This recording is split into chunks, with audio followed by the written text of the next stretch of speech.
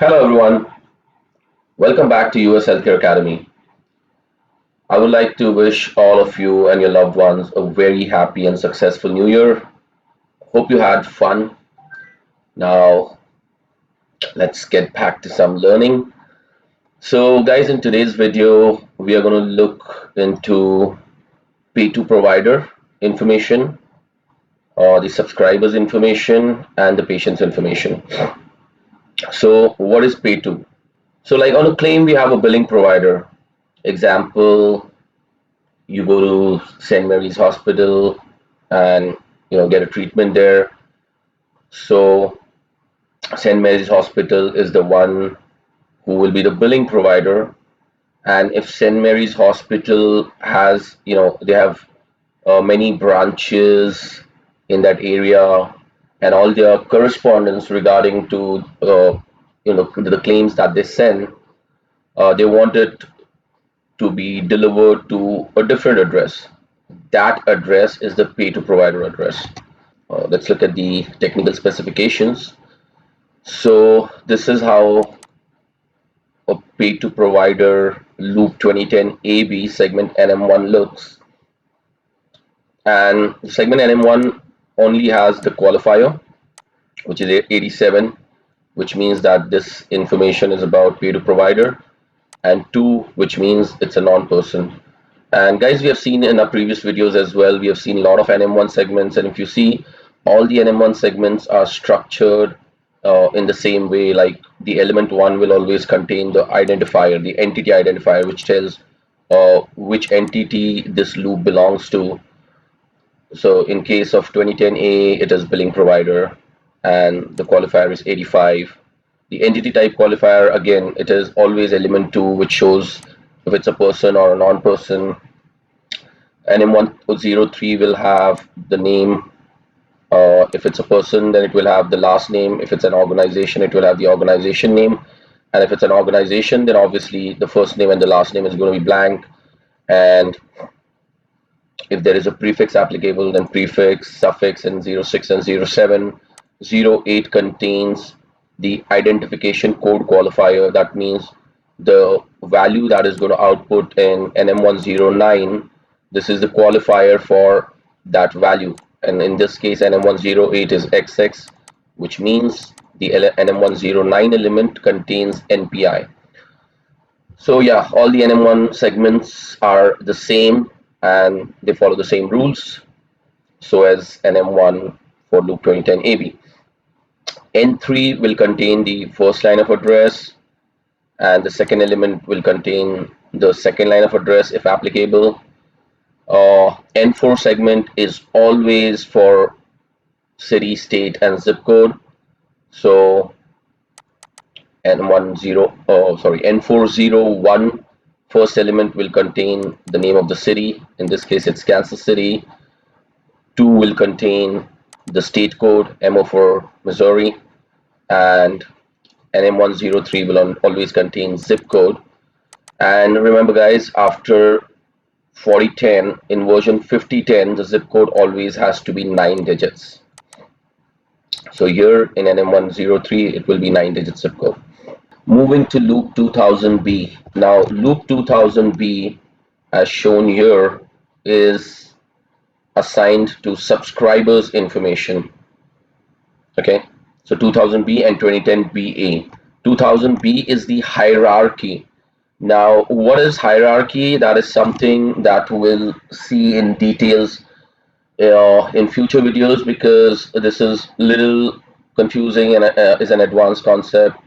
But just to give you a gist of it, an EDI file, and when basically a claim is, it has 3 main hierarchies. One is the billing provider hierarchy, so that is just like an envelope. Okay, and then it has the subscribers hierarchical information, and it has the patient's hierarchical information. So these are 3 main hierarchies at the claim level when you look at a claim. But what are details of it? We'll see it in our future videos. So let's jump to loop 2000B segment SBR. Segment SBR, the first element of segment SBR will contain the payer responsibility sequence number code, which simply means that the payer that we are billing to right now, or where this claim is going, okay, it is on the claim level, remember guys. So if there are multiple claims, it can have different values, but in this case it is P, which means primary. That means this claim is being billed to the primary payer. And the second element of the SBR segment has the individual relationship code. So this element here, and there is a rule for it. So if the subscriber and patient are the same entities, then we will report code 18 here, which is for self. Otherwise, this will be blank. And in this case, patient is different and subscriber is different, and that's the reason this value is blank. Okay. Uh, SBR03 will contain the subscriber group or policy number.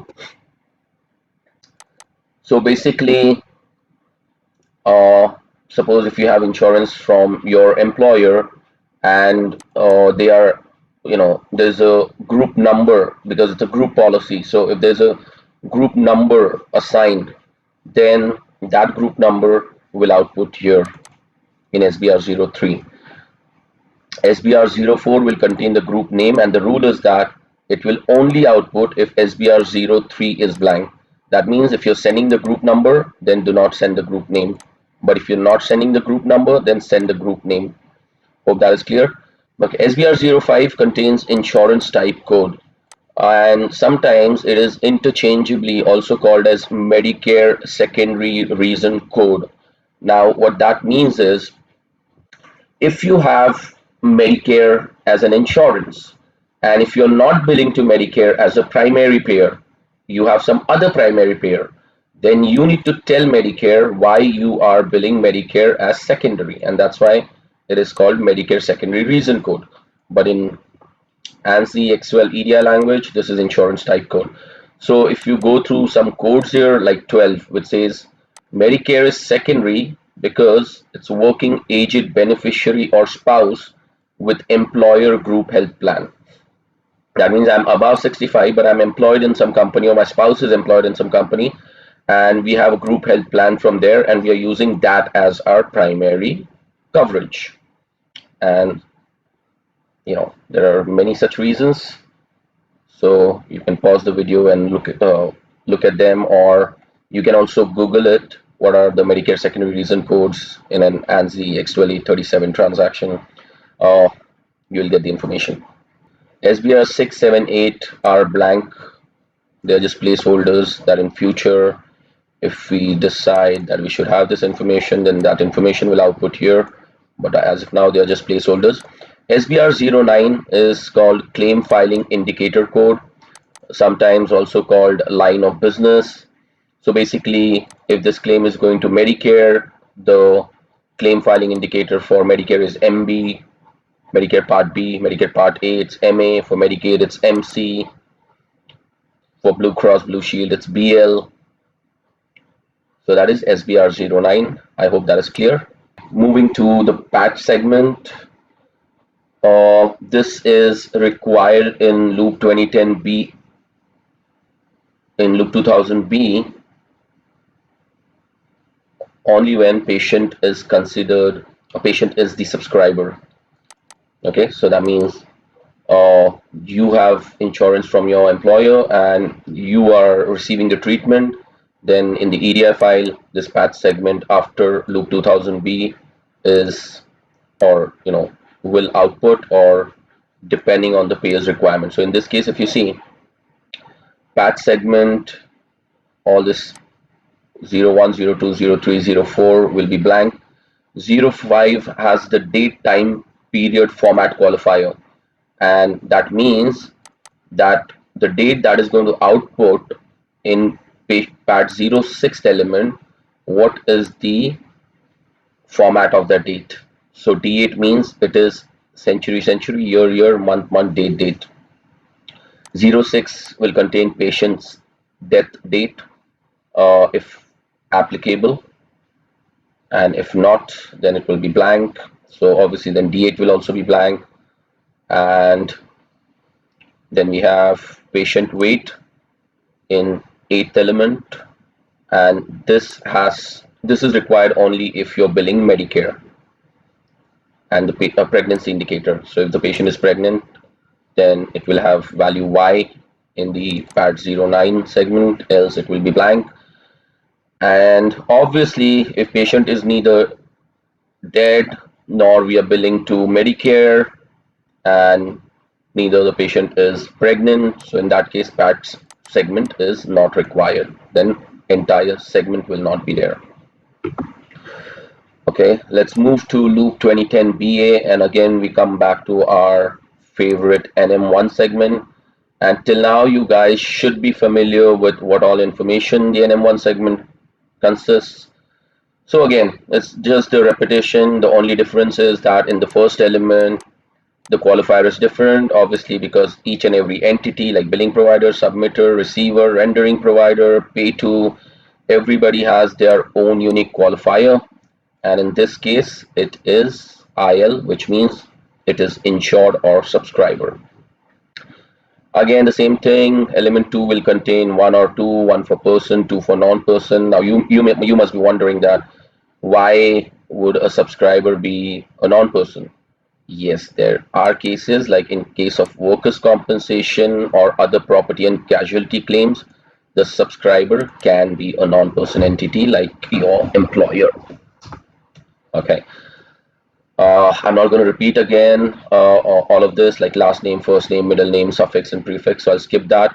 And M108 is again the code qualifier. So like for providers, for billing provider, the code is NPI. For the member's unique identifier will be their subscriber ID, one that their insurance company have assigned them. So again, something to note, any unique identifier will be in position 9th of the NM1 segment. All right, so let's move ahead. And 2010 BA, again, this is a repetition because remember guys, when this format was designed, it is standard, so you see N3, you should know that, oh, this is first line of address. When you see N4, this is city, state, and zip code. Okay. All right, so let's move ahead. 2010 BA DMG segment. DMG, it will contain demographics. So element 1 is again qualifier. As usual, it is always going to be qualifier. So D8 is a qualifier for the format of the date. So D8 means this is the date of birth has to be in this format, CCYYMMTT. And third element of DMG segment will have the subscriber's gender code, and they are, okay, I forgot to mention here, but they are male, female, or unknown. Okay. Now ref segment. Ref means a reference. So, and this reference segments are mostly used for secondary identifiers, and these are mostly not required by all the payers, but in case the payer wants to see the subscriber ID and along with that they require some other secondary identification, then it will contain 2010 BA will contain the ref segment. And in this case, first element is SY, which means the element following that is a social security number. So in this case here, this is our social security number 1 2 3 4 5 6 7 8 9. All right, so hope that's clear. And yeah, it says note, no hyphens allowed, so it just has to be a number, no hyphens, no special characters allowed. All right guys, now let's look at loop 2010 BB segment NM1.